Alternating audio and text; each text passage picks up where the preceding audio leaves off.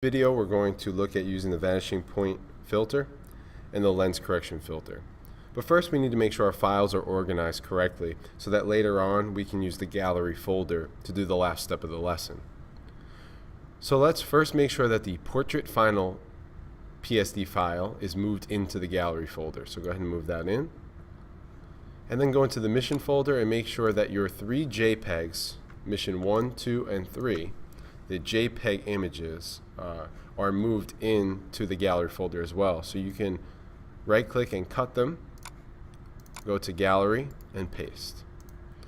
That way you have your pictures along with these other preset ones in there. Okay. Let's go to Photoshop, and we're going to first open up from our lesson 6 folder the file that says 06C start. You'll see we have a house with red or orange siding, and it is a snowy landscape. First, let's apply the vanishing point filter. So if you go to the filter menu, about halfway down you will see vanishing point. And because it has those 3 dots at the end, it means it's going to open some extra options.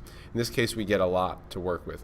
The vanishing point is quite a complicated tool to use, and it's pretty smart in terms of the Photoshop feature. So what we're going to do is we want to outline this red siding area, because what we want to do is add a window to the end, and we want it to fit in perfectly with this vanishing point, if you will. You'll see the sides of this house are coming closer to each other to show that it's getting smaller, or rather that it's getting farther away when it looks smaller. So first you want to use this second button down, the Create Plane tool. This is going to allow us to do is outline the area that we want to work within. So if I go through and click just outside the red siding, once on each corner, over this bush, just sort of imagine where that corner would be, and then finish up in the 4th corner. And what you should get is a blue grid, but as you see I did not. I got a red outline. So what that means is the grid only comes when you have parallel sides on each. So what we can do is adjust the corners until we find a blue grid. So this one I'm going to bring back out just a little bit. That's not quite it yet. Move this one. Now you see this one in the bush doesn't quite match up. So if I try to bring this down, keep working with it until you find a blue grid, exactly like that. You'll find that it snaps to the blue grid, and then we're good to work with it. Now we want to use the marquee tool. This is the one just below the one you used. It looks just like the other marquee tools. And you see we still have a blue outline of our plane.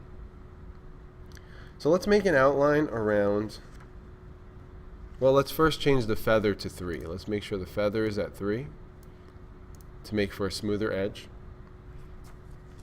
And everything else should remain the same.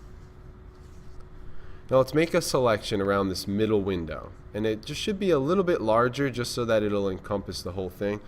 And again, you can use you can be able to move it a little bit. If you don't get it quite right, you can always deselect it and get it again. So I'm going to try to make sure the whole window is encompassed there. Just like that. You have the whole window surrounded by the selection. You don't want any of it cut off. So now what we're going to do is we're going to use the Alt key. As you see this icon changes, the cursor changes. You hold down the Alt key, it's going to copy this window, and we're going to move it down to this empty space. But you'll see as we go, it actually gets smaller and matches with the perspective that we've set up here.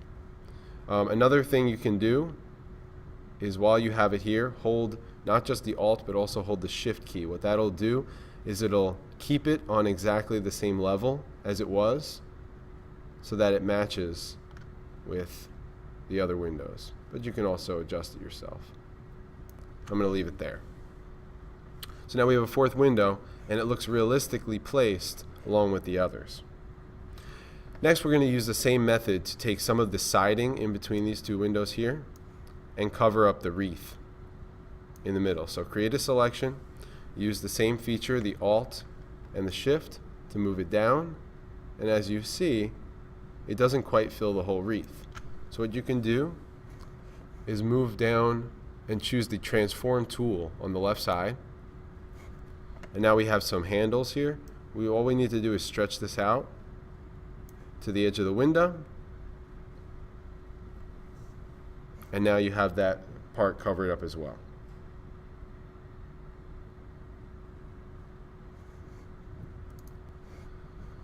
So as you can see, we have now created a new window at the end and gotten rid of the wreath in the middle. When you're ready, just press OK. Now you can see what we've done here with this image. Now some of this is not perfect, but we could always go in with our healing tools and correct some of these pieces of siding that you see that don't match up. But really the whole point of this is to show you the vanishing point filter. And in the next video, we will look at lens correction.